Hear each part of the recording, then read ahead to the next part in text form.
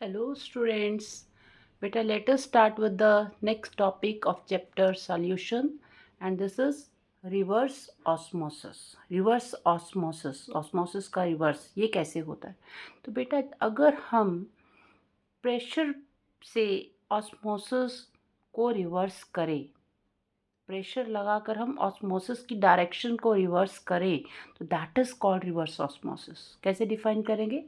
The direction of osmosis can be reversed if a pressure larger than osmotic pressure is applied to the solution site. अगर solution site पे हम osmotic pressure से ज़्यादा pressure लगाना पड़ेगा तभी उसकी direction reverse होगी. इसमें क्या होगा कि जैसे हम impure water से pure water फाइंड आउट कर लेते हैं. आरओ सिस्टम होता है ना, घरों में लगा होता है आरओ सिस्टम. तो क्या होता है, वाटर जो है आरओ सिस्टम में से प्योर वाटर, उसमें से जो इम्प्योरिटीज़ है उसको स्टॉप करके प्योर वाटर को जाने देता है, राइट.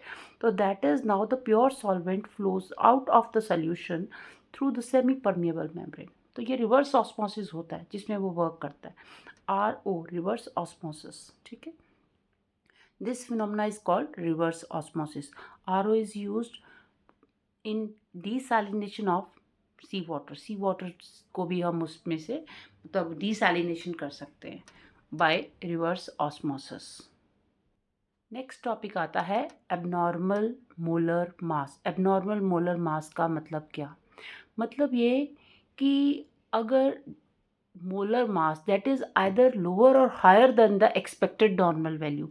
जब कोई मास लोअर हो या हायर हो एक एक्सपेक्टेड वैल्यू से, जैसे हम बात करते हैं इथेनॉइक एसिड की, एसिटिक एसिड CH3COOH, राइट. इसके दो मॉलिक्यूल्स हैं, राइट, इन बेंजीन. अगर हम इसको बेंजीन में एसिटिक एसिड को डालते हैं तो इट विल फॉर्म डाइमर. ये डाइमर फॉर्म करेगा, राइट. तो number of particles is reduced due to dimerization which it happens in solvents of low dielectric constant. तो उसमें क्या होता है, इसका जो नंबर ऑफ पार्टिकल्स उसके रिड्यूस क्यों होंगे? क्योंकि इसमें डाइमेराइजेशन होगी ना. CH3COOH और इधर CH3COOH. तो ये एसोसिएट करके इनका एसोसिएशन हो गया. ठीक है. तो if all the molecules of ethanoic acid associate in benzene, then delta TB, change of boiling temperature and change of freezing temperature for ethanoic acid will be half of the normal value.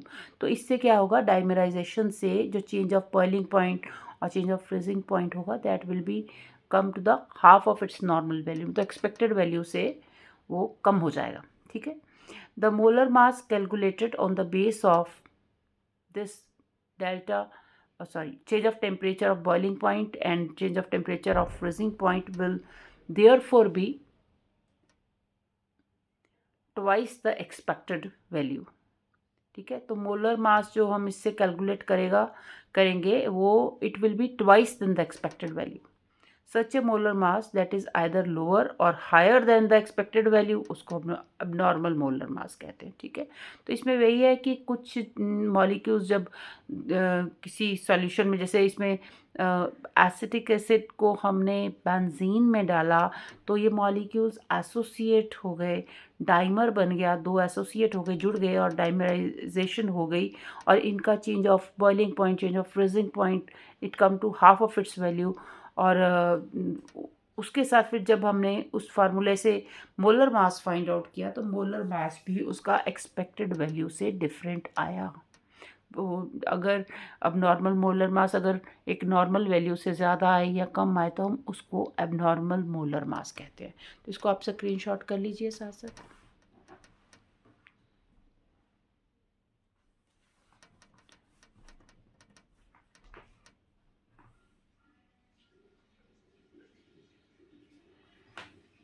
Next इसको भी screenshot कर लीजिए.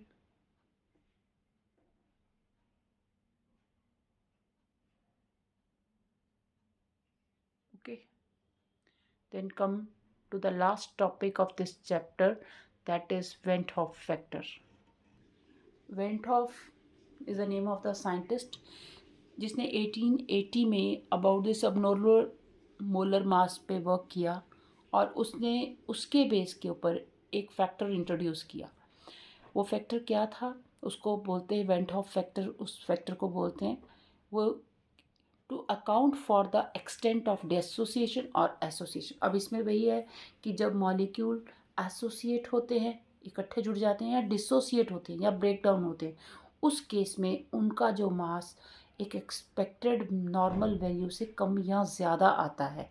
ठीक है, वही था ना अब नॉर्मल मास। तो उसके बेस पर उसने अपना वेंट हॉफ फैक्टर दिया। वेंट हॉफ फैक्टर को आई से डिनोट किया और वो क्या था? Normal molar mass divided by अब नॉर्मल मोलर मास।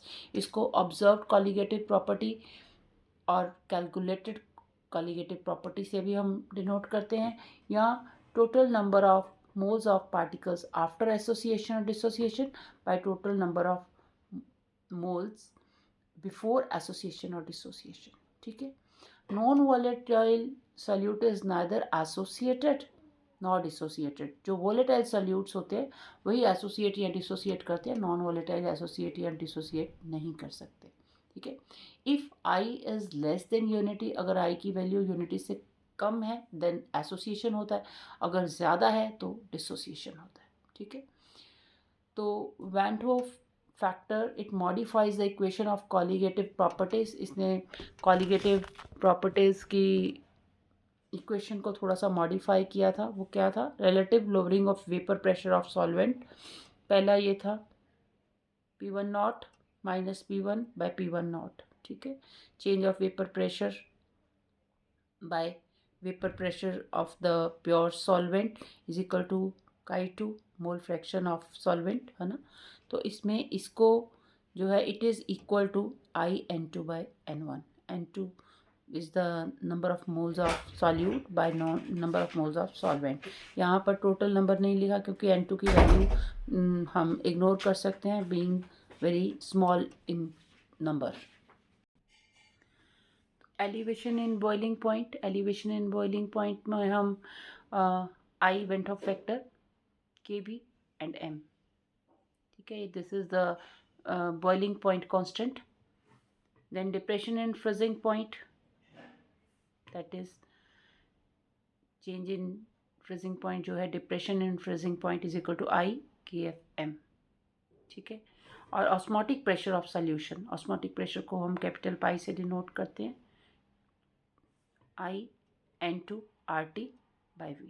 ये ऑलरेडी क्वेश्चंस हम कर चुके हुए हैं और इसमें वेंट हॉफ फैक्टर साथ में एडिशन हुआ है, राइट।